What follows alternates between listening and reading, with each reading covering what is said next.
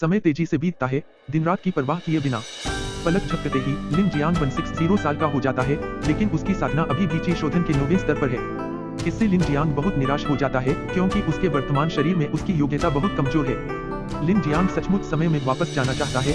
वह अत्यंत प्रतिभाशाली प्रतिभाओं की मांग नहीं कर रहा है, लेकिन कम से कम 2 या 3 आध्यात्मिक मूलों का होना अच्छा होगा। 2 साल में, ज्यादा से ज्यादा 2 साल में मैं सफलता प्राप्त कर लूंगा। लिन जियांग ने अपने लिए एक छोटा सा लक्ष्य निर्धारित किया है। वह ची शोधन के शिखर तक पहुंचने से बस एक कदम दूर है और उसे विश्वास है कि वह इसे 2 साल के भीतर हासिल कर लेगा। चाचा, आओ और मेरी मदद करो, बिग शादियाओ मुझे फिर से परेशान कर रहा है। दरवाजे के बाहर से एक चीख सुनाई दी। लिन जियांग ने असहाय होकर अपना सिर हिलाया और खड़ा हो गया। दरवाजे की ओर चलते हुए काउ लिंग को बिग शादियाओ ने पहले ही एक कोने में धकेल दिया था। बिग शादियाओ बहुत गुस्से में थी, अपने पंख फड़फड़ा रही थी, तेज हवा चला रही थी और काउ लिंग पर रेत और पत्थर फेंक रही थी। तुमने बिग शादियाओ को फिर से परेशान करने वाला कुछ क्यों किया? लिन जियांग उसके पास गया और बिग शादियाओ की गर्दन पकड़कर उसे बाहर खींच लिया। बिना देखे ही यह साफ हो गया कि काउ लिंग ने बिग शादियाओ को खुद ही उकसाया था। 5 साल की उम्र से लिन जियांग उसे मार्शल आर्ट सिखा रही थी और कुछ चालें सीखने के बाद काउ लिंग अति आत्मविश्वासी हो गई और समय समय पर बिग शादियाओ के साथ अभ्यास करने लगी। बिग शादियाओ का स्वभाव अच्छा था, लेकिन काउ लिंग अक्सर उसे परेशान कर देती थी।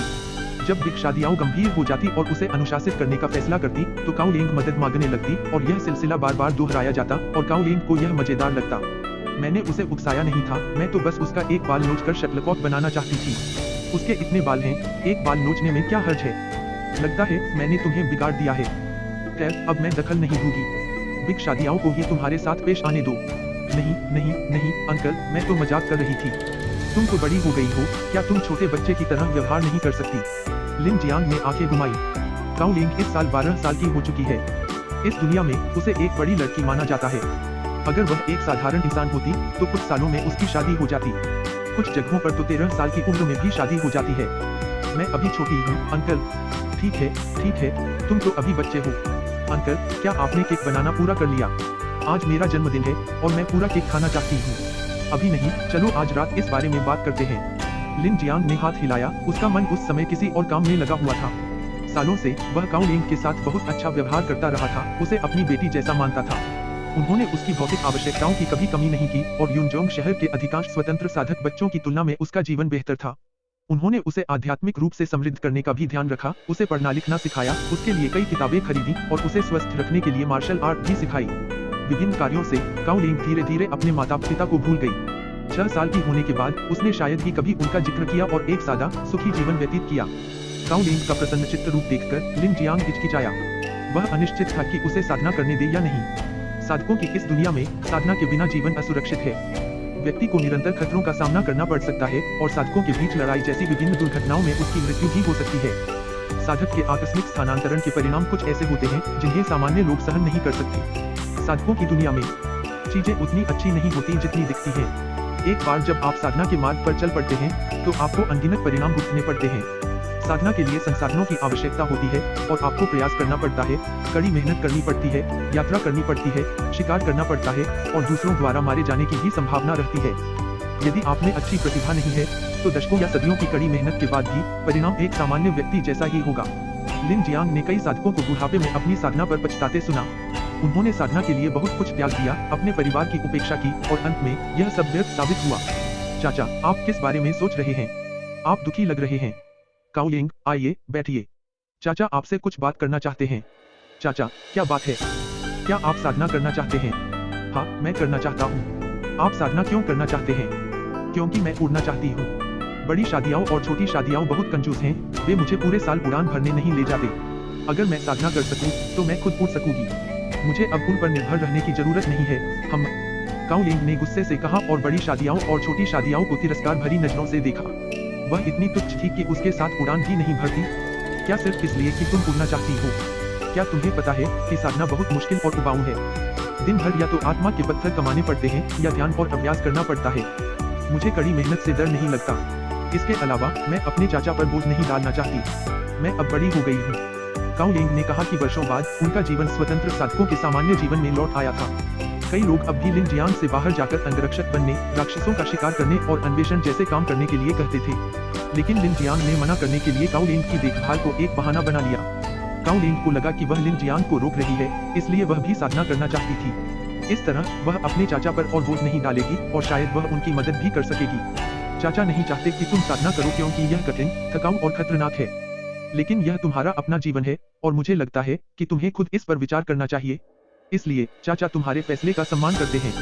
मैं तुम्हें 1 महीने का समय देता हूँ। उसके बाद मैं तुमसे फिर पूछूंगा। अगर तुम अब भी साधना करना चाहती हो तो चाचा तुम्हारे लिए व्यवस्था कर देंगे। इसके बारे में सोचने के बाद लिन जियांग ने कहा कि काओ लिंग उसकी जैविक बेटी नहीं है, इसलिए उसे लगता है कि उसे उसके लिए फैसला लेने का अधिकार नहीं है।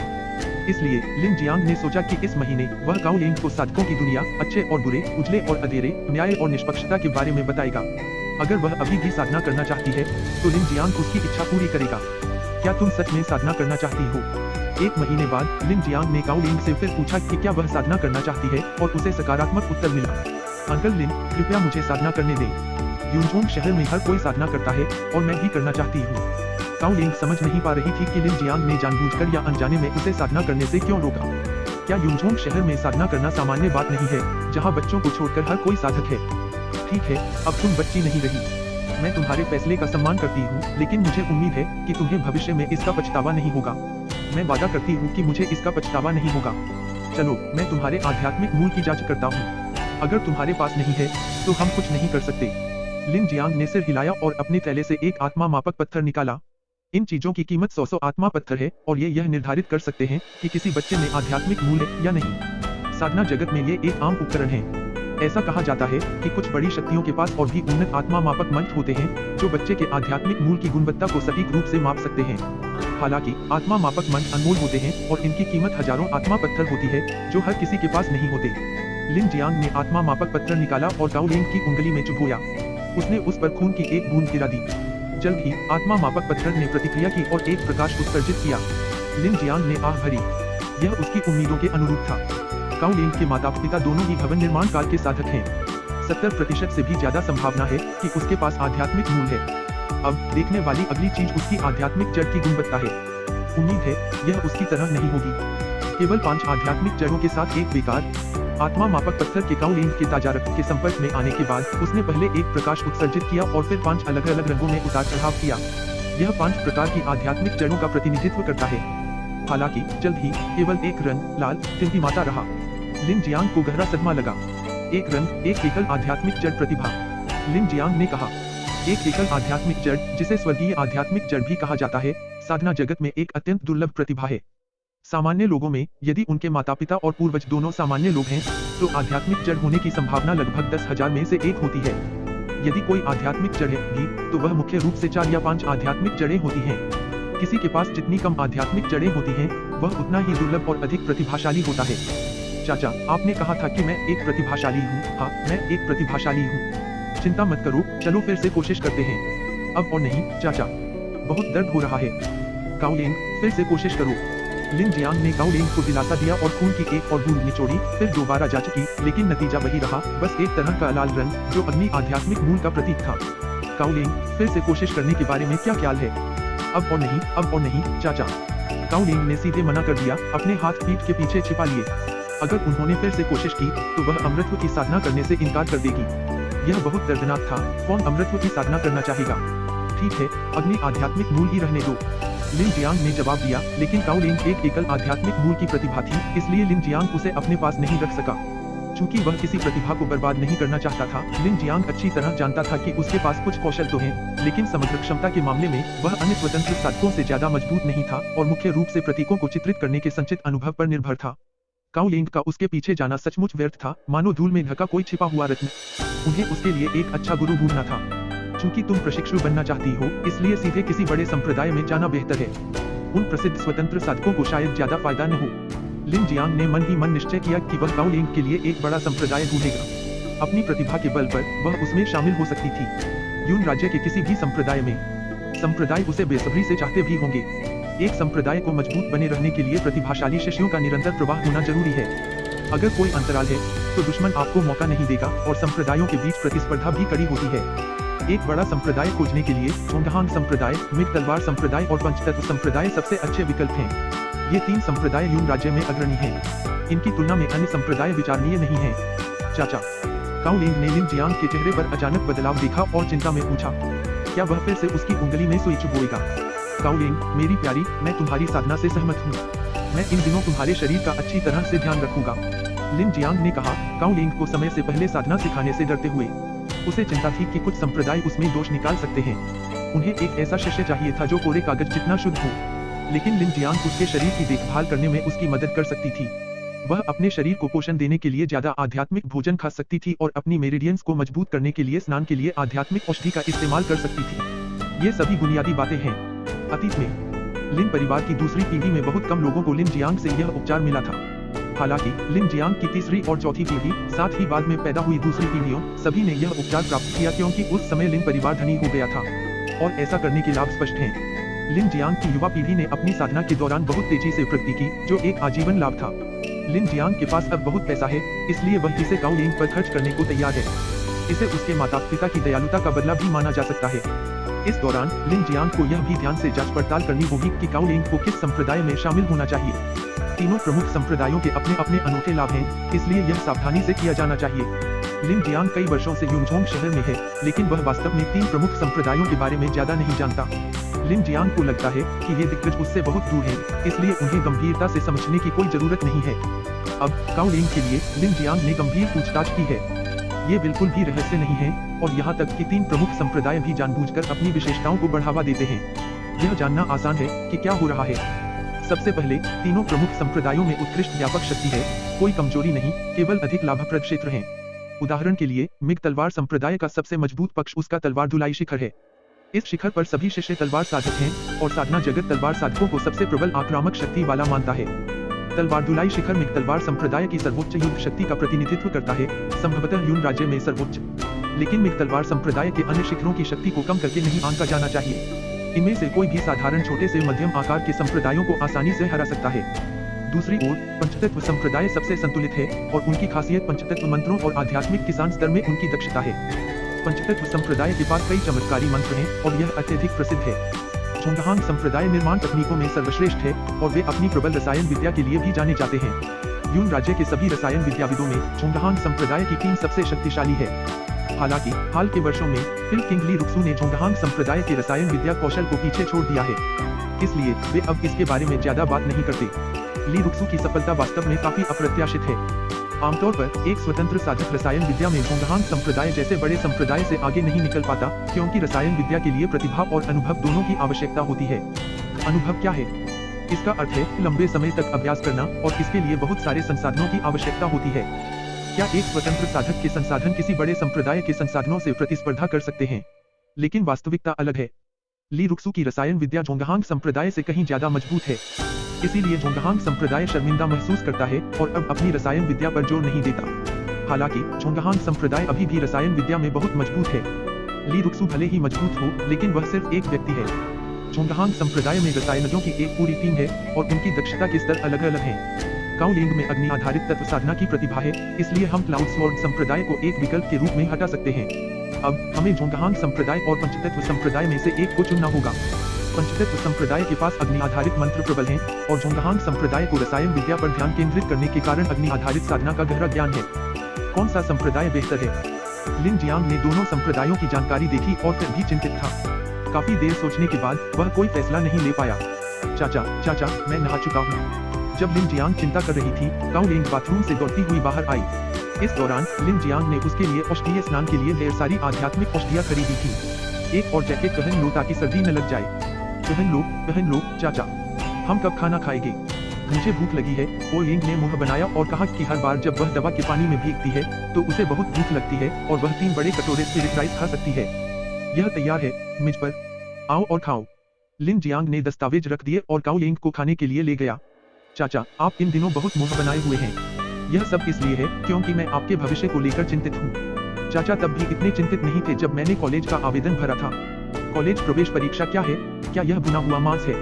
क्या यह स्वादिष्ट है? खाओ। तुम बस खाने के बारे में सोचते हो। तुम्हारे बूढ़े पिता होने के नाते यह मुझे बहुत परेशान करता है। क्या तुम मेरे चाचा नहीं हो? तुम फिर से मेरे पिता क्यों बन गए? कृपया थोड़ा और चावल खाओ और अपना मुंह बंद रखो, धन्यवाद। लिन जियांग ने आंखें घुमाई। काओ लिंग का व्यक्तित्व उसके माता पिता जैसा बिल्कुल नहीं था, जो शांत और संकोची थे। दूसरी ओर यह लड़की अपने चाचा झांग रुईफेंग जैसी थी, काफी बातूनी। क्या ऐसा हो सकता है कि एक भतीजा अपने चाचा जैसा ही हो? काओलिंग, तुम पंचतत्व संप्रदाय में जाना चाहती हो या जोंगहांग संप्रदाय में? पंचतत्व संप्रदाय कहाँ है और जोंगहांग संप्रदाय कहाँ है? हमारा युमझोंग शहर जोंगहांग संप्रदाय का क्षेत्र है। पंचतत्व संप्रदाय बहुत दूर है। अगर चाचा भिक्षाड़ियों पर सवार होकर भी जाए तो वहां तक पहुंचने में पूरा दिन लग जाएगा।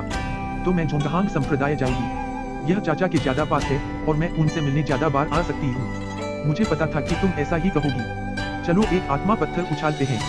जोंगहांग संप्रदाय के लिए सिर्फ, पंचतत्व संप्रदाय के लिए पूंछ। तुम इसे उछालो।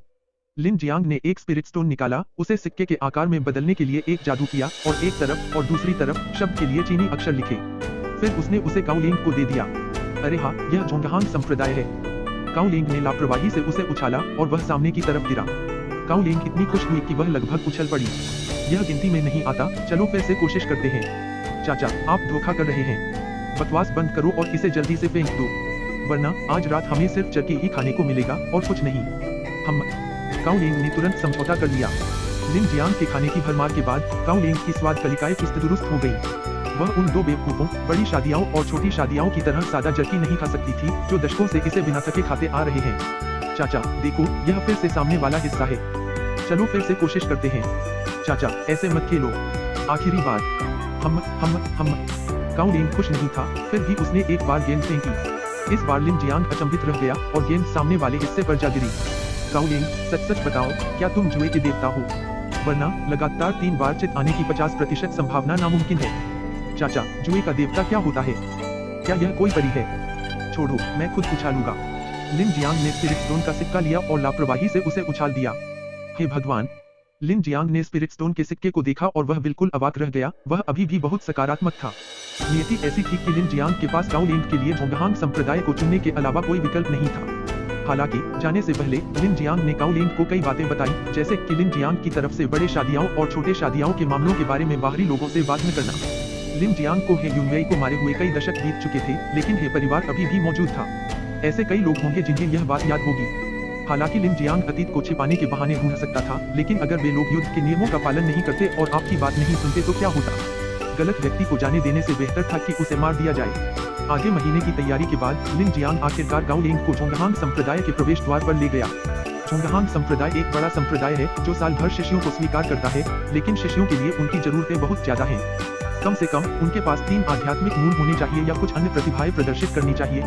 जब बाहरी शिष्यों और सेवक शिष्यों की कमी होती है, तभी वे जोंगहांग संप्रदाय के निकट नश्वर आध्यात्मिक मूलों का बड़े पैमाने पर परीक्षण शुरू करते हैं और बड़ी संख्या में उनकी भर्ती करते हैं। इस तरह की बड़े पैमाने पर भर्ती दुर्लभ है।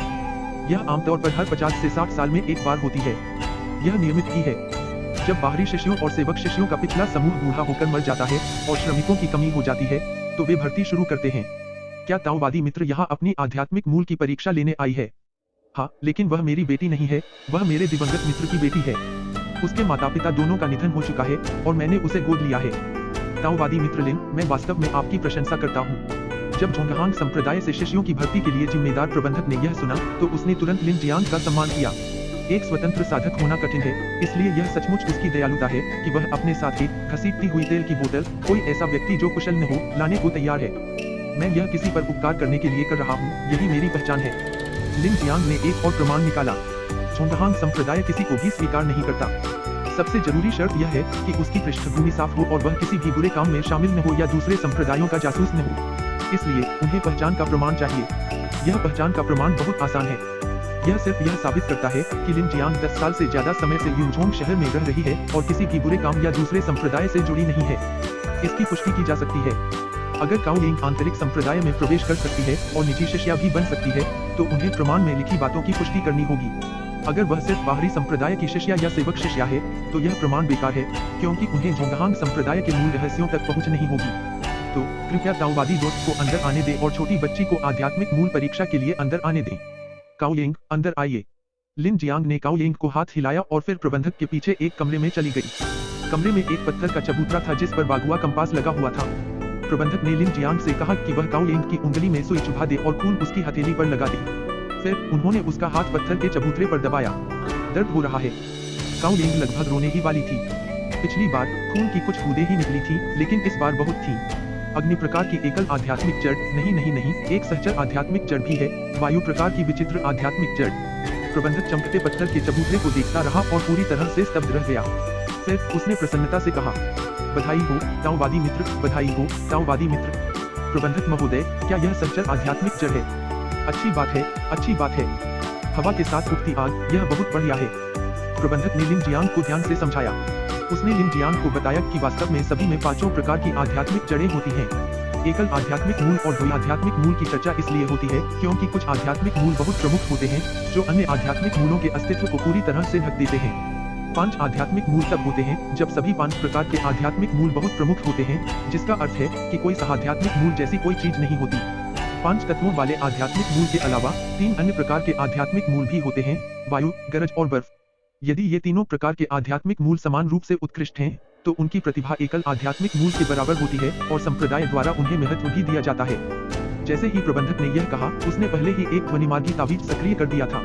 कुछ ही समय में एक शक्तिशाली शक्ति इस स्थान पर उतर आई। मैं एल्डर नालन से मिला हूँ।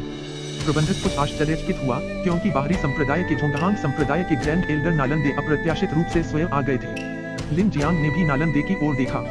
वेन जिंग के मामले को उसने सिर्फ एक दर्शक के तौर पर देखा था, लेकिन नालन परिवार की कहानी उसने कई बार सुनी थी। हालांकि नालन दे जैसे प्रतिष्ठित व्यक्ति से मिलना उसके लिए पहली बार था।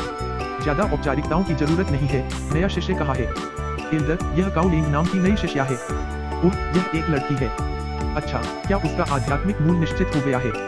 एल्डर, हमने उसका परीक्षण किया है और पुष्टि की है कि उसके पास अग्नि गुण वाला एकल आध्यात्मिक मूल और वायु गुण वाला एक भिन्न आध्यात्मिक मूल है। चलो फिर से परीक्षण करते हैं ताकि यह सुनिश्चित हो सके कि सब कुछ सही है। नालन दे ने कहा, आत्मा मापने वाला प्लेटफॉर्म पूरी तरह से सटीक नहीं है, कभी कभी 1-2 गलतियां हो सकती हैं। फिर से शुरू। जैसे ही काउ लिंग ने यह सुना, वह आग बबूला हो गई। वह अब और ऐसा नहीं करना चाहती थी, वह बस घर जाना चाहती थी। इससे बहुत दुख हुआ। काउ लिंग, अच्छी लड़की बनो, एक बार और करो। तुम्हारे हाथ पहले ही जख्मी हो चुके हैं और काटने की जरूरत नहीं है। जब हम घर जाएंगे तो मैं तुम्हारे लिए स्वादिष्ट खाना बनाऊंगा। लिन जियांग को अजीब लगा और उसने जल्दी से काउ लिंग को दिलासा दिया। काफी कोशिशों के बाद उसने आखिरकार उसे दोबारा टेस्ट के लिए मना लिया। ठीक है, ठीक है। नालन दे ने टेस्ट के नतीजे देखे और जोर से हंस पड़ी। लिन जियांग को पता था कि सब कुछ ठीक चल रहा है। श्रीमान स्टीवर्ट, इसे देख लीजिए। ताओवादी दोस्त, अब ज्यादातर मामला सुलझ गया है। मुझे अभी भी तुमसे कुछ सवाल पूछने हैं। अगर कोई दिक्कत न हो तो हम तुम्हारे दाखिले की औपचारिकताएं पूरी कर सकते हैं। ठीक है श्रीमान स्टीवर्ट, कृपया पूछिए। इसके बाद स्टीवर्ट ने लिन जियांग से कई विस्तृत सवाल पूछे, जैसे कि क्या काउ लिंग पढ़ सकती है। अगर नहीं तो वे काउ लिंग को पढ़ाने के लिए किसी का इंतजाम करेंगे। उन्होंने यह भी पूछा कि क्या लिन जियांग ने कोई मार्शल आर्ट तकनीक सीखी है। लिन जियांग ने ज्यादातर सच बताया, सिवाय काउ लिंग के माता पिता की स्थिति छिपाने के। उसने सिर्फ इतना बताया कि वे साधारण स्वतंत्र साधक थे जिनकी एक दुर्घटना में मृत्यु हो गई थी।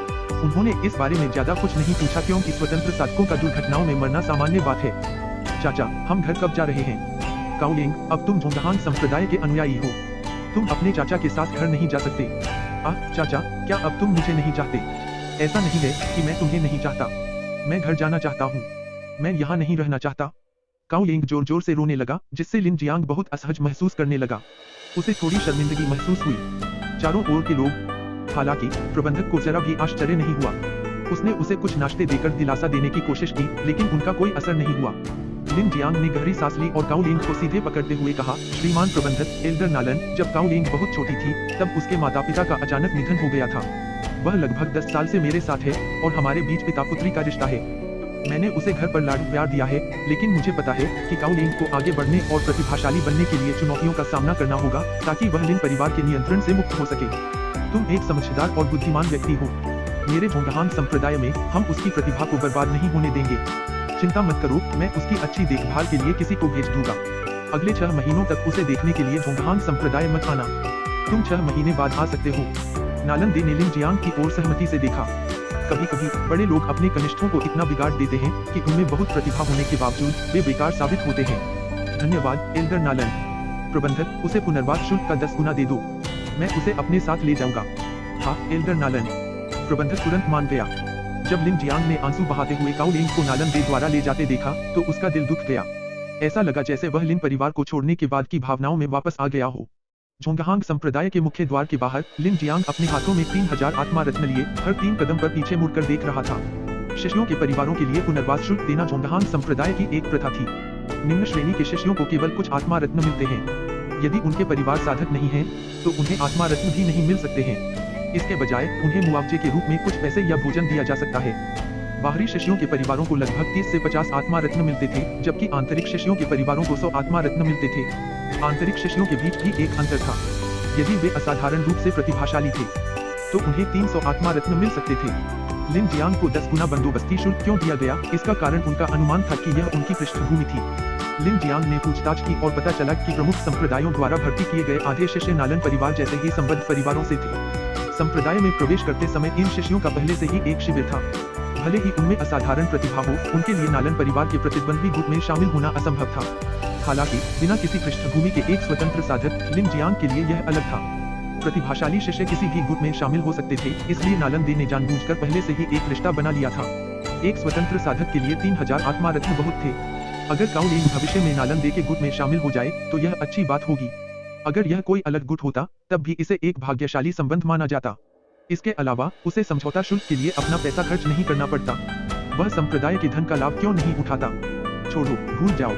मुझे याद रखना चाहिए कि मैं इस नश्वर संसार में बस एक राहगीर हूँ। मुझे इसमें ज्यादा उलझना नहीं चाहिए। आखिरकार लिन जियांग ने एक गहरी सांस ली और खुद को याद दिलाया कि हर किसी का अपना भाग्य होता है। काउ लिन का भी अपना जीवन है। झोंगहांग संप्रदाय ही उसका सबसे अच्छा ठिकाना होगा और उसे उसके लिए खुश होना चाहिए। नमस्ते ताओवादी मित्र लिन। एक महीने बाद लिन जियांग यूनझोंग शहर की सड़कों पर टहल रहा था, तभी गश्ती दल के गार्डों ने उसे देखा और गर्मजोशी से उसका अभिवादन किया। लिन जियांग ने जवाब में मुस्कुरा दिया। कई दिन पहले काउ लिन के झोंगहांग संप्रदाय के आंतरिक द्वार में शामिल होने की खबर फैली। पहले यूनझोंग शहर में झोंगहांग संप्रदाय के अनुयायियों के बीच और फिर लिन जियांग को उत्साहपूर्ण ध्यान मिलने लगा। जब भी लिन जियांग सड़कों पर चलते, झोंगहांग संप्रदाय के अनुयायी उनका गर्मजोशी से स्वागत करते। लिन जियांग इस बारे में असहाय महसूस कर रहे थे। वह इस तरह का ध्यान आकर्षित नहीं करना चाहते थे, लेकिन वह दूसरों की इच्छा को नियंत्रित नहीं कर सकते थे। वह केवल अपने बाहर जाने की संख्या कम कर सकते थे। आखिरकार वह आमतौर पर ज्यादा बाहर जाते नहीं हैं। जैसे ही वह यूनलाई मंडप पहुंचे, दुकानदार ने तुरंत उनका स्वागत किया। लिन जियांग ने उनके लिए गिनने के लिए एक आध्यात्मिक ताबीज निकाला। लगभग हर 10 दिन में लिन जियांग आध्यात्मिक ताबीज बेचने यूनलाई मंडप आते थे। वह उन्हें 30 के बैच में बेचते थे, जो कि क्योई शोधन के अंतिम चरण में एक ताबीज निर्माता द्वारा बनाए गए सामान्य स्तर के होते थे। जहां तक अतिरिक्त आध्यात्मिक ताबीजों की बात है, लिन जियांग अपना रूप बदलकर उन्हें चुपके से दूसरी दुकानों में बेच देता था। दुकानदार झांग, आपने मुझे बहुत ज्यादा आध्यात्मिक पत्थर दे दिए। यूनलाई मंडप के दुकानदार ने उन्हें गिनने के बाद आध्यात्मिक पत्थरों का भुगतान किया, लेकिन लिन जियांग को एहसास हुआ कि उसने उसे जरूरत से ज्यादा दे दिए थे। कोई गलती नहीं। ताओवादी मित्र लिन भी हमारे यूनलाई मंडप के एक वफादार ग्राहक हैं। इसके अलावा ताओवादी मित्र लिन के आध्यात्मिक ताबीज उच्च गुणवत्ता वाले, आध्यात्मिक ऊर्जा से भरपूर, शक्तिशाली और स्थिर हैं। हमारे कुछ नियमित ग्राहक विशेष रूप से ताओवादी मित्र लिन के आध्यात्मिक ताबीजों के लिए थे, इसलिए हमने ताओवादी मित्र लिन को ज्यादा कीमत देने का फैसला किया। इस तरह से तुम कोई पैसा नहीं कमा पाओगे, लिन जियांग ने कहा। उनसे खरीदे गए आध्यात्मिक ताबीजों पर केवल लगभग 10% का लाभ होता है, लेकिन अब अगर वह उन्हें खुदरा मूल्य पर बेचता है तो उन्हें नुकसान होगा, क्योंकि उन्हें अभी भी किराया, मजदूरी और अन्य लागतों पर विचार करना होगा। ताओवादी मित्र लिन, ऐसा लग सकता है कि हम कोई पैसा नहीं कमा रहे हैं, लेकिन वास्तव में हम नुकसान में नहीं हैं। यह दुकान हमारी अपनी है, इसलिए हमें किराया नहीं देना पड़ता है और कोई मजदूरी लागत नहीं है। इसके अलावा ताओवादी मित्र के आध्यात्मिक ताबीज अच्छी गुणवत्ता के हैं, जिससे हमें अपने पुराने ग्राहकों को बनाए रखने में मदद मिलती है। जब आप इसके बारे में सोचते हैं तो हम अभी भी लाभ कमा रहे हैं, बस थोड़ा कम। दुकानदार झांग, हम लगभग 10 वर्षों से साथ मिलकर व्यापार कर रहे हैं। इसकी कोई आवश्यकता नहीं है। मेरी भतीजी अभी अभी झोंगहांग संप्रदाय में शामिल हुई है, वह कोई महत्वपूर्ण व्यक्ति नहीं बनी है। लिन जियांग ने एक कड़वी हंसी हंसी। दुकानदार झांग भी बिल्कुल उसकी तरह था, झूठ बोलते हुए भी वह हमेशा पहले से तैयारी रखता था। हाँ। दुकानदार झांग अजीब तरह से मुस्कुराया और बोला, लगता है ताओवादी मित्र लिन को खबर नहीं मिली है। क्या खबर? ताओवादी मित्र, आपकी भतीजी ने अपने प्रशिक्षण के 5वें दिन एक ही रात में क्योई अवशोषण प्राप्त कर लिया। 3 दिन पहले ही वह क्योई शोधन के दूसरे स्तर पर पहुंच चुकी थी। यह क्या है? लिन जियांग का शरीर कांप उठा। उसने अपना कान छुआ। क्या उसने गलत सुना? सिर्फ एक रात में उसने क्योई को अपने शरीर में समाहित कर लिया और 1 महीने से भी कम समय में क्योई शोधन के दूसरे स्तर पर पहुंच गई। यह जरूर कोई धोखा होगा। मूल स्वामी लिन जियांग को क्योई को अपने शरीर में सफलतापूर्वक समाहित करने में लगभग 8 महीने लगे और क्योई शोधन के पहले स्तर से दूसरे स्तर तक पहुंचने में उसे कई साल लग गए। इसके बारे में सोचना भी शर्मनाक है। ताओवादी मित्र लिन, आपने सही सुना। सिर्फ एक रात में उसने क्योई को अपने शरीर में समाहित कर लिया और 24 दिनों में क्योई शोधन के दूसरे स्तर पर पहुंच गई। ऐसा कहा जाता है कि इससे झोंगहांग संप्रदाय के नवजात आत्मा पूर्वज चिंतित हो गए हैं। झोंगहांग संप्रदाय के नवजात आत्मा स्तर के कम से कम 3 या उससे ज्यादा बुजुर्ग उसे अपना शिष्य बनाना चाहते हैं। इस बारे में कई बार बहस हो चुकी है। यह मजाक मजेदार नहीं है। ताओवादी मित्र लिन, आपकी क्या प्रतिक्रिया है? क्या आपको खुश नहीं होना चाहिए? मुख्य बात यह है कि मैं अपनी छोटी बहन काओ लिंग की क्षमताओं को जानता हूँ। वह बहुत मूर्ख नहीं है, बल्कि एक साधारण इंसान है। लिन जियांग ने कहा कि पिछले कुछ सालों से वह काओ लिंग को पढ़ना लिखना और मार्शल आर्ट सिखा रहा है, लेकिन उसे वह वास्तव में कोई प्रतिभाशाली नहीं लगी। मेरे एक चाचा हैं जो जोंगहांग संप्रदाय के आंतरिक प्रबंधक हैं। मेरे चाचा के चचेरे भाई शांशु स्कूल के प्रभारी हैं, जहां जोंगहांग संप्रदाय के शुरुआती लोग सीखते और अपने कौशल का विकास करते हैं। श्री झांग ने कहा कि इस मामले ने जोंगहांग संप्रदाय में सनसनी फैला दी है। जोंगहांग संप्रदाय में प्रतिभाशाली व्यक्तियों की कमी नहीं है, लेकिन उनमें शीर्ष प्रतिभाओं की कमी है।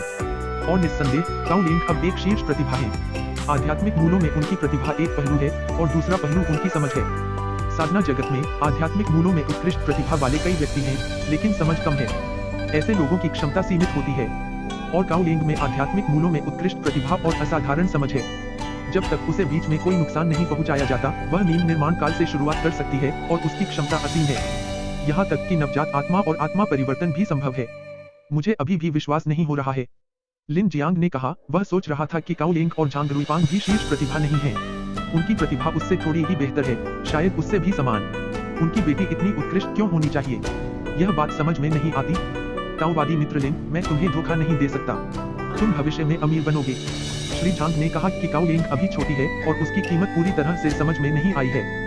जब वह बिल्डिंग फाउंडेशन और पिल फॉर्मेशन के चरणों में पहुंचेगी, तो वह सचमुच बहुत शक्तिशाली होगी। संपर्कों के साथ उसके लिए युनझोंग शहर में पैसा कमाना आसान होगा और घर खरीदना कोई समस्या नहीं होगी। अगर यह सच है, तो मैं निश्चित रूप से आपके स्पिरिट स्टोन स्वीकार नहीं कर सकता, श्री झांग। मैं क्षमा चाहता हूँ। ताओवादी मित्र लिन, हम 10 साल से ज्यादा समय से दोस्त हैं। 10 साल से भी कम। खासी। दुकानदार झांग का चेहरा हरा हो गया। इसका क्या मतलब है? क्या वह उन्हें सिर्फ इसलिए नीची नजर से देख रहा है क्योंकि वे छोटे व्यवसाय हैं, उन्हें अपनी चापलूसी करने का भी मौका नहीं दे रहा है? दुकानदार झांग, कृपया गलतफहमी न पालें। व्यापार है, दोस्त हैं। चूंकि काओ लिंग इतनी प्रतिभाशाली है, उसके चाचा होने के नाते मैं उसे रोक नहीं सकता ना। ताओवादी दोस्त लिन, मेरा यह मतलब नहीं था। मुझे पता है। बूढ़े लिन, तुम अपने कौशल पर भरोसा करते हो, संबंधों पर नहीं। क्या ऐसा है? अब से मैं हर महीने कुछ अतिरिक्त चिन्ह निकालूंगा। कुछ तुम कमाओगे, कुछ मैं कमाऊंगा। कैसा लग रहा है? ठीक है, तो ताओवादी दोस्त लिन को अक्सर आना चाहिए। जाहिर है, मैं एक ऐसा व्यक्ति हूँ जो पुराने रिश्ते, मुझे दुकानदार झांग के साथ काम करके बहुत मजा आया, इसलिए मैं भविष्य में जरूर आऊंगा। लिन जियांग ने कहा, वह सचमुच काओ लिंग को रोकना नहीं चाहता था। यह पैसा आसानी से नहीं मिलता। वे तुम्हें जो भी देंगे, तुम्हें भविष्य में दूसरों को उसका 2 गुना या उससे भी ज्यादा देना होगा। लिन जियांग ने कुछ अतिरिक्त जादुई पत्थर निकाले और जाने से पहले दुकानदार से बातचीत की। अगले दिनों में जोंगहांग संप्रदाय द्वारा एक प्रतिभाशाली शिष्य की भर्ती की खबर धीरे धीरे फैल गई। सभी स्वतंत्र साधक इससे ईर्ष्या करने लगे, क्योंकि साधकों के लिए नियम यह है कि जब एक व्यक्ति ज्ञान प्राप्त कर लेता है, तो कुत्ते और मुर्गियां भी स्वर्ग जा सकते हैं। युनझोंग शहर में दोनों प्रमुख संप्रदायों से जुड़े धनी लोग हर जगह थे।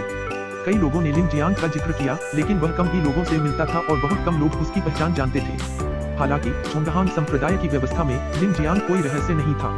बाहर जाते समय जोंगहांग संप्रदाय के शिष्यों से मिलते समय लोग अभिवादन करते थे और उनसे बातचीत करते थे, यहाँ तक कि जोंगहांग संप्रदाय की दुकानों पर खरीदारी करने पर छूट भी देते थे। बेशक यह सिर्फ जोंगहांग संप्रदाय पर ही लागू होता था। क्लाउड स्वॉर्ड संप्रदाय को इसकी कोई परवाह नहीं थी। आखिरकार लिन जियांग उनका शिष्य तो था नहीं। ज्यादा से ज्यादा वे उसके साथ खुशियों का आदान प्रदान करते थे। लेकिन फिर भी इससे लिन जियांग को बड़ी परेशानी हुई। उसके पास बहुत सारे राज थे और इतने ज्यादा ध्यान के साथ यह उसके लिए बड़ी समस्याएं पैदा कर सकता था। सबसे आम उदाहरण डार्क नाइट के हत्यारे थे। लिन जियांग पहले ही उनमें से लगभग 10 से निपट चुका था। हालांकि झांग रुईपांग पहले काओ लिंग के साथ बहुत कम ही बाहर जाता था, लेकिन कौन जानता था कि डार्क नाइट काओ लिंग का नाम जान पाएगा या नहीं। हालांकि लिन जियांग ने बहुत पहले ही लिन यांग के रूप में अपनी पहचान छोड़ दी थी, फिर भी कुछ विशेषताएं निश्चित थीं, जैसे कि एक ताबीज निर्माता होना। अगर कोई लिन जियांग के पिछले आध्यात्मिक ताबीज ढूंढकर उनकी तुलना करे, तो यह स्पष्ट हो जाएगा। एक ताबीज निर्माता की कई आदतें एक जैसी होती हैं। चलो चलते हैं। एक बार काओ लिंग ने इसकी पुष्टि कर दी, तो हम यात्रा पर जाने का बहाना बनाकर आगे बढ़ने का कोई कारण ढूंढ सकते हैं। लिन जियांग ने फिर से मन बना लिया। वह अपनी वर्तमान पहचान का इस्तेमाल अब और नहीं कर सकता था। काओ लिंग के साथ सब ठीक हो जाने पर वह अपनी पहचान फिर से बदल लेगा, वरना देर सवेर मुसीबत आ ही जाएगी। पलक झपकते ही काओ लिंग को जोंगहांग संप्रदाय में शामिल हुए 1 साल बीत गया। लिन जियांग काओ लिंग से मिलने फिर से जोंगहांग संप्रदाय आया। कई स्तरों की सूचनाओं से गुजरने के बाद लिन जियांग को जोंगहांग संप्रदाय में प्रवेश की अनुमति मिल गई। जोंगहांग संप्रदाय में यह उसका पहला दौरा था और वह आसपास के वातावरण का अवलोकन करता रहा। झोंगहांग संप्रदाय के बारे में पहले जानकारी इकट्ठा करते समय यह बताया गया था कि संप्रदाय के मुख्य प्रवेश द्वार की सीमा लगभग 500 मील थी, लेकिन यह कोई साधारण पर्वत नहीं था, बल्कि पहाड़ों की एक सतत श्रृंखला थी जो मुख्य प्रवेश द्वार बनाती थी। झोंगहांग संप्रदाय का प्रभाव और भी व्यापक था, कम से कम हजारों मील, इसीलिए इसे यून राज्य की अग्रणी शक्तियों में से एक माना जाता था। लिन जियांग जहाँ भी देखता उसे आध्यात्मिक भूमि दिखाई देती। हजारों आध्यात्मिक धान की खेती हो रही थी, जबकि कुछ जगह धुंध से ढकी हुई थी, जिससे यह स्पष्ट नहीं हो पा रहा था कि वहाँ क्या उगाया जा रहा है। लगभग 4 घंटे चलने के बाद लिन जियांग आखिरकार शांशुए स्कूल के भीतरी द्वार पर पहुंच गया। काउ लिंग अभी भी शांशुए स्कूल का एक शिष्य था, एक नौसिखिया जो साधना जगत की मूल बातें सीख रहा था। चाचा। काउ लिंग ने लिन जियांग को देखा और उत्साह से उछल पड़ी। वह सीधे उसकी ओर दौड़ी और उसे गले लगा लिया। नीचे आओ, यह इस तरह से उचित नहीं है। लिन जियांग ने उसे जल्दी से नीचे खींच लिया। अब लिन जियांग को कम से कम 100 जोड़ी आंखें उन्हें देखती हुई महसूस हो रही थी और वह जानता था कि और भी लोग उन पर ध्यान दे रहे थे। चाचा, आपने मुझसे मिलने में इतनी देर क्यों लगाई? तुमने कहा था कि तुम हर 6 महीने में आ सकते हो। मुझे चिंता थी कि तुम आलसी हो जाओगे, इसलिए मैं चाहता था कि तुम यहाँ और हुनर सीखो। लेकिन मैं बिल्कुल भी आलसी नहीं हुआ। मैं शांशुए स्कूल में प्रथम स्थान पर था। सच में? हाँ, यह सच है। वे बहुत धीमे हैं।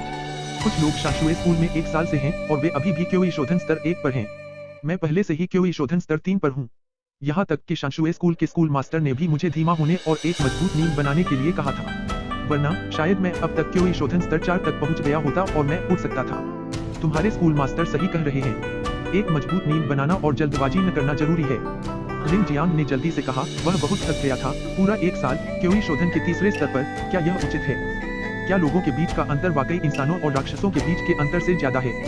मुझे पता है, मैंने फैसला कर लिया है, अगले 3 महीनों में सफलता हासिल कर लूंगा, कोई जल्दबाजी नहीं। काउ लिंग मुस्कुराई और बोली, उसने पहले ही सुन लिया था, वह क्योई शोधन के 4थे स्तर पर पहुंच गई है। वह अब शांशु स्कूल में नहीं रह सकती। एक बार जब वह शांशु स्कूल छोड़ देगी तो उसके पास करने के लिए बहुत सारे काम होंगे। यह बहुत परेशान करने वाला है। उसे जरूरत है थोड़ी देर और रुकना है। यहाँ कैसा है? क्या वे तुम्हें परेशान कर रहे हैं? नहीं, बड़े भाई, बड़ी बहनें और हमारे गुरु सब मेरे साथ बहुत अच्छे रहे हैं। वाह। लिन जियांग ने सिर हिलाया। जब तुम शक्तिशाली हो जाते हो तो पूरी दुनिया तुम्हारे साथ अच्छा व्यवहार करती है। यह बात वह अच्छी तरह समझता था। काउ लिंग अभी ताकतवर नहीं है, लेकिन उसमें अद्भुत क्षमता है। बहुत कम मूर्ख लोग काउ लिंग को नाराज करने की हिम्मत करेंगे जब तक कि उन्हें पूरा यकीन न हो कि वे उसे एक ही बार में हरा सकते हैं। चाचा, मुझे आपकी याद आई। मेरे खाने की याद आई ना? तुम्हें पता चल गया। चलो आराम करने की कोई जगह ढूंढते हैं, मैं तुम्हारे लिए कुछ खाना लाया हूँ। वाह। काउ लिंग लिन जियांग को अपने घर ले गई, जहाँ उसे एक प्रतिभाशाली व्यक्ति के रूप में विशेष सम्मान मिला।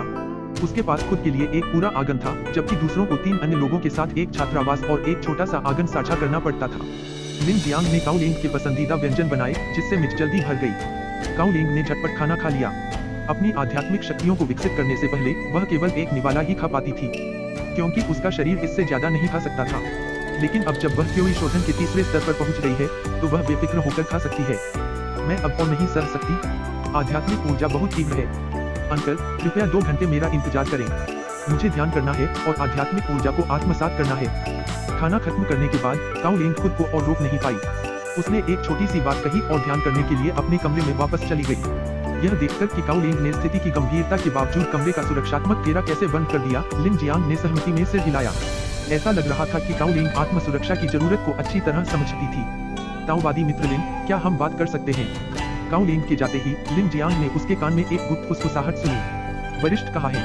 आपके ठीक बगल में, बाहर जाते समय बस बाएं मुड़ जाना। ठीक है। लिन जियांग ने सिर हिलाया, फिर बाहर गया, बाएं मुड़ा और एक व्यक्ति को अपना इंतजार करते देखा। वह लगभग 20 साल का लग रहा था, बहुत सुंदर। मैं, लिन जियांग, वरिष्ठ को नमस्कार करता हूँ। हम रिश्तेदार हैं, मुझे लिन जुजी कहो। आप कैसे हैं, वरिष्ठ लिन?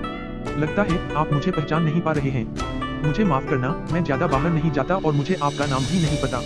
मैं इस समय स्वर्णिम मूल साधना के मध्य चरण में हूँ। मेरे गुरु का नाम जियाओ रिंगशेंग है। वे झोंगहांग संप्रदाय के 13 वरिष्ठों में 5वें वरिष्ठ हैं। मेरे गुरु आपकी भतीजी को शिष्य बनाना चाहते हैं। क्या आप उन्हें मनाने में मदद कर सकते हैं?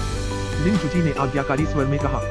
हालांकि उसने लिन जियांग से मदद मांगी, लेकिन उसके शब्दों में श्रेष्ठता का भाव था जो लिन जियांग को पसंद नहीं आया। एक नवजात आत्मा पूर्वज के शिष्य होने के नाते एक साधारण ची शोधन साधक के रूप में तुम्हें मेरी मदद की क्या जरूरत है? अगर तुम काउ लिंग के साथ ईमानदारी से पेश आओगे तो वह स्वाभाविक रूप से मान जाएगी। लगता है ताओवादी मित्र लिन इस उपकार में मदद नहीं करना चाहते। वरिष्ठ भाई लिन कनिष्ठ को धमका रहे हैं। अगर यह बात बाहर आ गई तो बहुत शर्मिंदगी होगी। लिन जियांग के जवाब देने से पहले ही एक और आवाज आई। लिन जियांग ने मुड़कर एक और सुंदर युवक को देखा। लिन जियांग ने उसे कम आंकने की हिम्मत नहीं की। उसे शक था कि वह भी स्वर्णिम कोर स्तर पर एक शक्तिशाली साधक है। यहाँ कितनी चहल पहल है। तुम दोनों वरिष्ठ भाई क्या कर रहे हो? जैसे ही ये शब्द बोले, एक अधेड़ उम्र की महिला वहां आई और लिन जूजी को देखकर मुस्कुराई। किन यान, ली यूनचोंग, तुम यहाँ क्यों हो? देखो भाई लिन, मैं इस शांशुए स्कूल में क्यों नहीं आ सकता? हाँ, हालांकि भाई लिन चुआंगोंग हॉल चलाने में व्यस्त हैं, फिर भी मुझे यहाँ टहलने में कोई बुराई नहीं लगती। यह बिल्कुल उचित है ना? अधेड़ उम्र की महिला का नाम किन यान था और सुंदर युवक का नाम ली यूनचोंग। दोनों एक दूसरे की बातें दोहरा रहे थे, जिससे लिन जूजी नाराज दिख रहे थे। लिन जियांग सचमुच खुद को छिपाने के लिए एक अधिशयता मंत्र का इस्तेमाल करना चाहता था। शक्तिशाली गोल्डन कोर साधकों को आपस में लड़ने दो, मुझे एक छोटे से जीव को शामिल किए बिना मैं ऐसा नहीं कर सकता। उनकी एक छींक भी मुझे मार सकती है। ताओवादी मित्र लिन, लो, जूनियर आ गया। लिन जूजी शिष्यों को अपनाना चाहता है और मैं सोच रहा हूँ कि क्या करूँ। किन यान ने लिन जियांग की तरफ देखा और मुस्कुराते हुए कहा। लिन जियांग ने उसकी तरफ देखा और अचानक उसे चक्कर आने लगा और वह मन ही मन सोचने लगा, यह औरत मेरे साथ छल कर रही है। जो लोग अक्सर स्प्रिंग कमिंग टॉवर पर परियों से बात करने जाते हैं, वे जानते हैं कि कुछ परियों में जादू की शक्ति होती है। वे अक्सर ताकतवर आदमियों को भी मोहित कर लेती हैं और उनकी जेबें और कमर खाली कर देती हैं।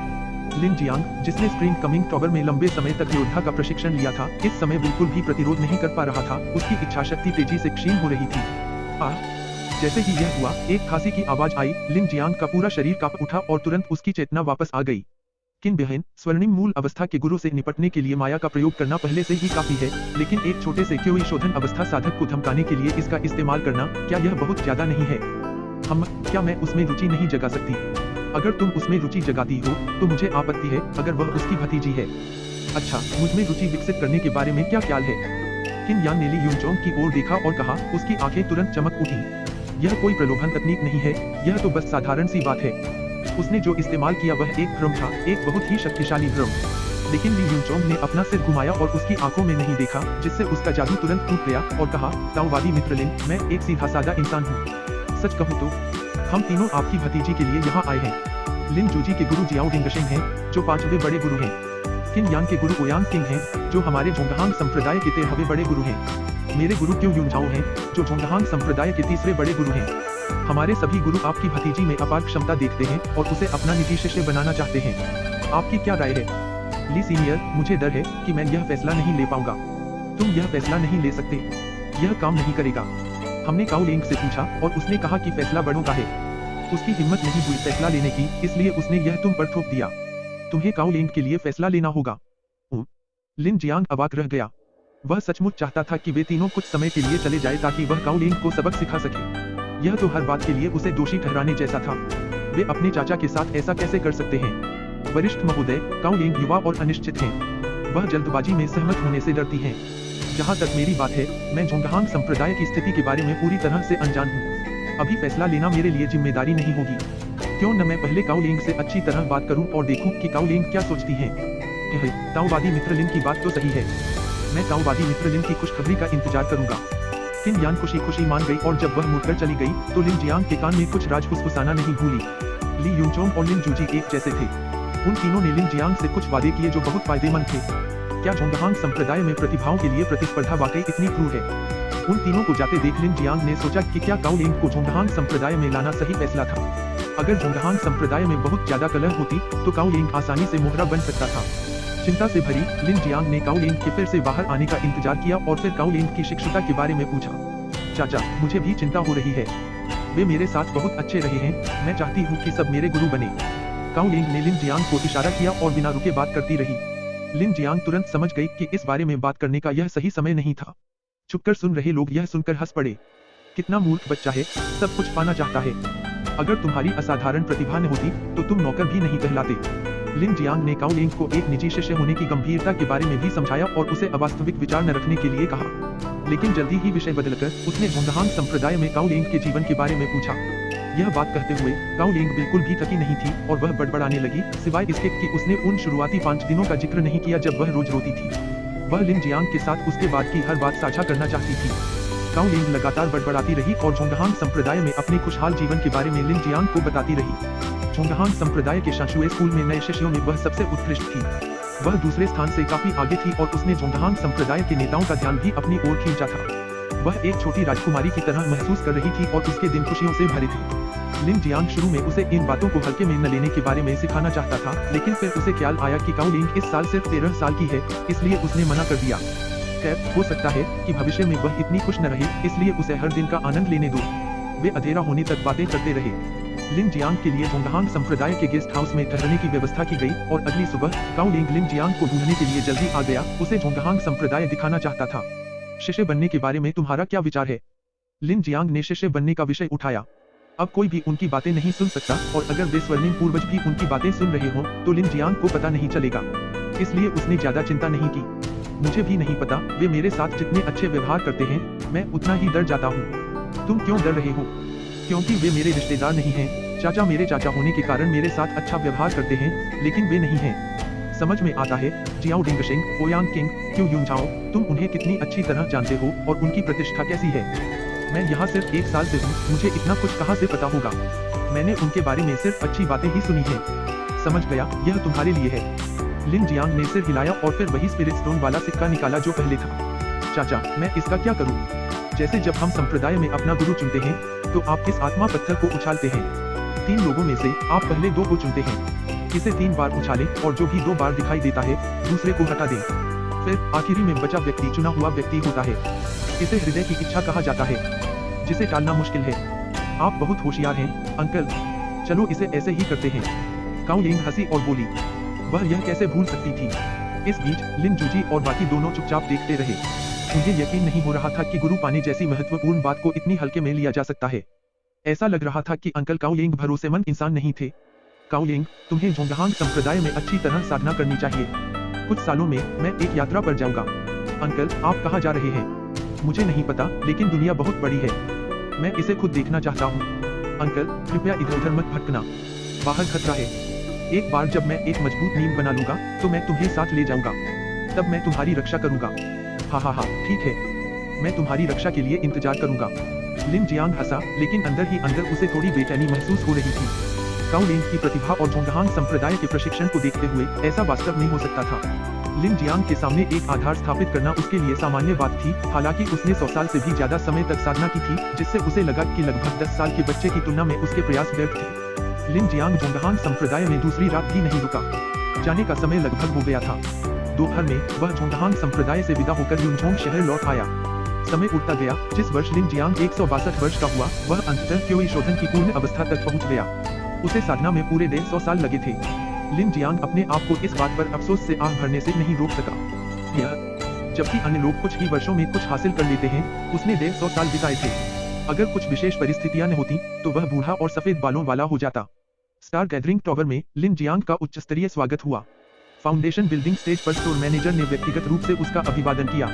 ऐसा इसलिए था क्योंकि लगभग आधे साल पहले काओलिंग जोंगहांग संप्रदाय के 13वें वरिष्ठ ओयांग किंग का प्रशिक्षु बना था। ओयांग किंग जोंगहांग संप्रदाय में सबसे निचले दर्जे की नवजात आत्मा पूर्वज थी, लेकिन उनकी ताकत किसी भी तरह से कमजोर नहीं थी। उनकी 2 उत्कृष्ट विशेषताएं थी जो उन्हें जोंगहांग संप्रदाय में अद्वितीय बनाती थी। पहली थी उनकी कम उम्र। उनकी उम्र लगभग 300 वर्ष थी और एक नवजात आत्मा चरण साधक के जीवनकाल के अनुसार जब तक उनकी अकाल मृत्यु नहीं होती, वे 700 वर्ष और जीवित रह सकती थी। लंबी आयु एक लाभ थी, क्योंकि उनके पास अपने जीवनयापन के लिए पर्याप्त समय होता, अपने ही लोगों से। दूसरी विशेषता उसका साथी चेन मिंगयांग था, जो जोंगहांग संप्रदाय का 8वां वरिष्ठ था। चेन मिंगयांग जोंगहांग संप्रदाय का पिल होल मास्टर भी था और हाल के वर्षों में उसे सर्वश्रेष्ठ कीमियागर माना जाता था। अगर ली रुक्सू की हाल ही में प्रसिद्धि न होती, तो चेन मिंगयांग को यूनझोंग शहर का नंबर 1 कीमियागर माना जाता। ओयांग किंग का प्रशिक्षु बनकर काओलिंग ने 2 नवजात आत्मा अवस्था साधकों के साथ जुड़ने का अवसर प्राप्त कर लिया था। जब तक काओलिंग को कोई दुर्घटना नहीं होती, स्वर्णिम पूर्ण अवस्था तक पहुंचने की संभावना बहुत अधिक थी। आखिरकार काओलिंग के पास प्राकृतिक प्रतिभा और संसाधन थे। सभी जानते थे कि काओलिंग की भविष्य की उपलब्धियां महान होंगी, इसलिए इसने अप्रत्यक्ष रूप से लिन जियांग को एक बार फिर गौरव दिलाया। क्या ताओवादी मित्र लिन भवन की नीम की गोली के लिए यहाँ हैं? हाँ, कई वर्षों की कठिन साधना के बाद अंततः पूर्ण क्योई तक पहुंचना शोधन चरण, मुझे इसे आजमाना ही होगा। लिन जियांग ने कहा। रुइयांग पर्वत से लौटने के बाद उसने अपना नाम फिर से बदल लिया और अब लिन शेंग के नाम से जाना जाता है। उसने अपनी सार्वजनिक रूप से घोषित उम्र भी 35 वर्ष कर ली। अब 10 साल बीत चुके हैं, इसलिए उसकी सार्वजनिक उम्र 45 वर्ष है। उसके लिए भवन निर्माण की नींव रखने की अवधि के लिए प्रयास करना पूरी तरह से उचित है। ताओवादी मित्र लिन, तकनीकी रूप से मैं यह भवन निर्माण की नींव रखने की गोली आपको सीधे नहीं बेच सकता। मैं नियम समझता हूँ, बस मुझे बता देना कि नीलामी कब है। लिन जियांग ने सिर हिलाया। यूनजोंग शहर में भवन निर्माण की गोलियां शायद ही कभी सीधे बेची जाती हैं। ज्यादातर नीलामी के जरिए बेची जाती हैं। पहले तो लिन जियांग को समझ नहीं आया कि ऐसा क्यों है। बाद में बाजार के कुछ बुजुर्गों ने उसे समझाया। सबसे पहले नीलामी से ज्यादा स्पिरिट स्टोन मिल सकते हैं। एक भवन निर्माण की गोली की सामान्य नीलामी कीमत लगभग 20 से 30 हजार स्पिरिट स्टोन होती है। हालांकि अक्सर असामान्य स्थितियां होती हैं, जैसे कि तेज गोली लगना या कई गोलीदाताओं को भवन निर्माण की नींव रखने की गोलियों की तत्काल आवश्यकता होना, जिससे कीमत बढ़ सकती है। 40 या 50 हजार आत्मा पत्थरों तक भवन निर्माण की नींव की गोलियां धन संचयन के लिए होती हैं। दूसरा कारण स्वतंत्र साधकों की शक्ति को सीमित करना है। विभिन्न प्रतिभाओं और क्षमताओं वाले स्वतंत्र साधकों की संख्या बहुत अधिक है।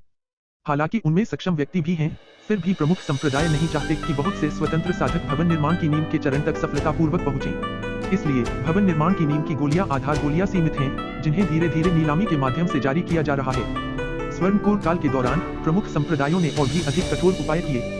उन्होंने बाहरी दुनिया में ऐसे खजानों की खोज की जो स्वर्णकोर चरण को बढ़ा सके और पंचतत्व स्वर्ण फल जैसी वस्तुओं पर एकाधिकार कर लिया। उन्होंने अपने संप्रदायों में भी इसी तरह के अमृत का रोपण किया। स्वर्णकोर खजानों पर उनका लगभग एकाधिकार था। हालांकि हर कुछ दशकों या शताब्दियों में वे स्वर्णकोर खजानों की एक छोटी मात्रा जारी करते थे। उदाहरण के लिए यूनजोंग शहर में पिछले भव्य उत्सव के दौरान पंचतत्व गोली की नीलामी हुई, जिसकी कीमत उल्लेखनीय रूप से ऊंची थी। जो लोग पूर्ण आधार निर्माण चरण तक पहुंच गए और इसे प्राप्त करना चाहते थे, उन्हें या तो किसी शक्तिशाली गुट का समर्थन प्राप्त करना पड़ता था या अन्य स्वतंत्र साधकों को लूटना पड़ता था। इससे न केवल स्वतंत्र साधकों का धन इकट्ठा हुआ, बल्कि उनकी संख्या भी बहुत कम हो गई। उन वर्षों में जब गोली निर्माण के खजाने प्रकट होते थे, आधार निर्माण के स्वतंत्र चरण में कई साधक बड़ी संख्या में गायब हो जाते थे। वे ज्यादातर इमारत की नींव के चरण में उन लोगों द्वारा मारे गए थे जिन्होंने आत्मा पत्थर की लूट पूरी कर ली थी, क्योंकि उन्हें खजाने खरीदने के लिए पर्याप्त आत्मा पत्थर इकट्ठा करने थे। मेरा ताओवादी दोस्त लिन समझदार और समझदार है। मैं उसकी प्रशंसा करता हूँ। जब इमारत की नींव की गोली की नीलामी होगी, तो मैं ताओवादी दोस्त लिन को सूचित करने के लिए किसी को भेजूंगा। धन्यवाद वरिष्ठ। लिन जियांग ने सिर हिलाया। वह काओ लिंग की कृपा का ज्यादा लाभ नहीं उठाना चाहता था। अगर वह चीजें खरीदने के लिए पैसे खर्च कर सकता था, तो वह ज्यादा से ज्यादा ऐसा करता। आखिरकार कोई जल्दी भी नहीं थी। हालांकि लिन जियांग द्वारा अपनी पहचान बदलने का मामला टल गया था। या अगर वह अगले 15 सालों में इमारत की नींव के चरण तक पहुंच जाता, तो उसे अपनी पहचान बदलने की जरूरत नहीं पड़ती। काओ लिंग के साथ उसके रिश्ते को देखते हुए डार्क नाइट ऑर्गेनाइजेशन शायद उस पर उंगली उठाने की हिम्मत न करे। पिछले कुछ सालों में डार्क नाइट ऑर्गेनाइजेशन पर जोंगहांग संप्रदाय और क्लाउड स्वॉर्ड संप्रदाय ने हमला किया था और उन्होंने कई लोगों को मार डाला था। उन्हें छिपने के लिए मजबूर होना पड़ा और वे जवाबी कार्रवाई भी नहीं कर सके। स्टार गैदरिंग टॉवर से निकलने के बाद लिन जियांग सीधे घर चला गया। वह ट्रेजर पैविलियन नहीं गया। स्टार गैदरिंग टॉवर ने काओ लिंग की वजह से उसे इज्जत दी थी, लेकिन ट्रेजर पैविलियन ने उसे कोई इज्जत नहीं दी। घर वापस आकर लिन जियांग ने कोरा ताबीज का कागज निकाला और ताबीज बनाने शुरू कर दिए और ची शोधन में पूर्ण सिद्धि प्राप्त कर ली। उसकी आध्यात्मिक शक्ति और आत्मा में एक बार फिर बहुत वृद्धि हुई। अब वह प्रतिदिन 12 ताबीज बना सकता था। एक और बात यह थी कि उसके खर्चे काफी कम हो गए थे। अब जब उसकी साधना ची शोधन में पूर्ण सिद्धि प्राप्त कर चुकी थी, तो उसे अब आत्मा संचयन की गोलियां लेने या आत्मा संचयन की संरचनाओं का उपयोग करने की आवश्यकता नहीं थी। उसे बस रोजाना अभ्यास करने और अपनी साधना को स्थिर करने की आवश्यकता थी। कुछ समय बाद जब उसकी साधना पूरी तरह से रुक गई, तो वह अपनी नींव बनाना शुरू कर सका। किराए समेत मेरा रोजाना का खर्च 30 स्पिरिट स्टोन से ज्यादा नहीं है। मैं हर दिन पैसे बचा सकता हूँ। यह बहुत अच्छा लग रहा है। मेरा स्टोरेज बेड फिर से भरने लगा है। लिन जियांग ने अपनी चीजों की जांच की। इससे पहले रुयांग पर्वत पर लिन जियांग ने 80,000 स्पिरिट स्टोन प्राप्त किए थे। अपनी पिछली बचत को मिलाकर उसके पास 1,20,000 से ज्यादा थे। पिछले दशक में वह 80,000 से ज्यादा स्पिरिट स्टोन बचाने में कामयाब रहा था। इसके अलावा उसके पास 10,000 स्पिरिट स्टोन की कीमत की कई चीजें थीं। लिन जियांग ने इन सब चीजों को बेचने की योजना नहीं बनाई थी, क्योंकि वह बिल्डिंग फाउंडेशन चरण में भी पहुंचने वाला था। उसे खुद के लिए इनकी जरूरत होगी। केवल उन्हीं चीजों से निपटना जरूरी था जो उसकी पहचान उजागर कर सकती थी। बिल्डिंग फाउंडेशन चरण तक पहुंचने से पहले मुझे बड़े शादियाओं और छोटे शादियाओं की ताकत बढ़ाने का कोई तरीका ढूंढना होगा। लिन जियांग ने स्पिरिट बीस्ट बैग पर फिर से नजर डाली। दूसरे चरण के मध्य स्तर तक पहुंचने के बाद से बड़े शादियाओं और छोटे शादियाओं की ताकत की वृद्धि दर काफी धीमी हो गई थी। प्रतिदिन बड़ी मात्रा में आध्यात्मिक मांस खाने के बावजूद उनकी साधना में शायद ही कोई वृद्धि हुई। दानव कोर के बचे हुए टुकड़ों के कारण इसमें केवल थोड़ा सुधार हुआ।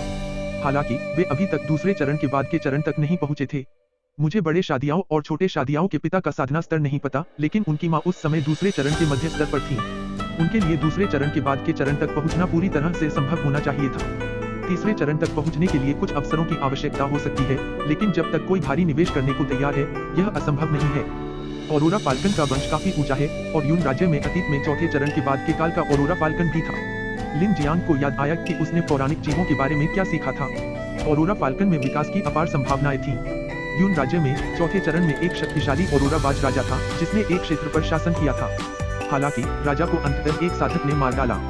औरोरा बाज की शक्ति बढ़ाने के लिए बहुत सारा धन चाहिए। 100 से भी ज्यादा वर्षों से लिन जियांग ने उनमें अनगिनत धन लगाया है।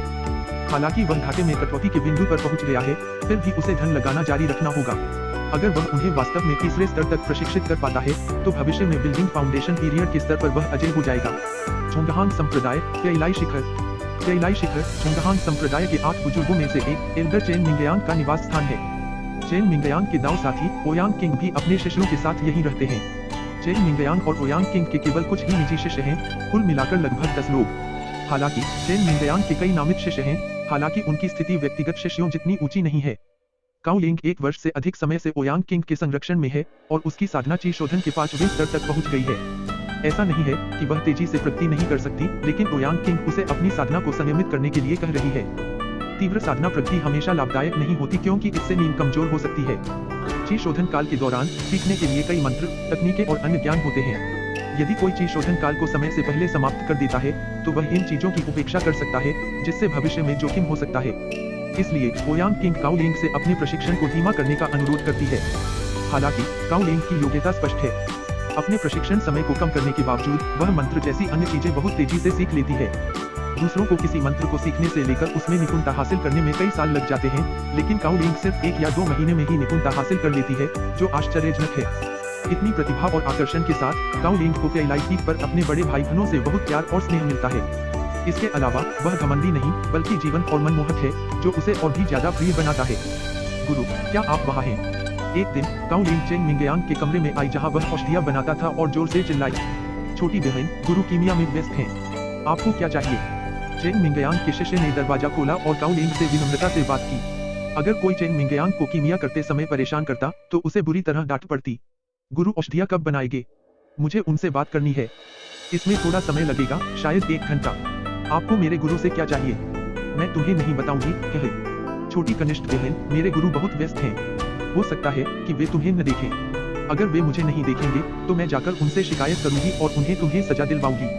काओ लिंग ने अपने हाथ कमर पर रख लिए, बहुत अहंकारी व्यवहार कर रही थी। चेन मिंगयांग की शिष्या अवाक रह गई।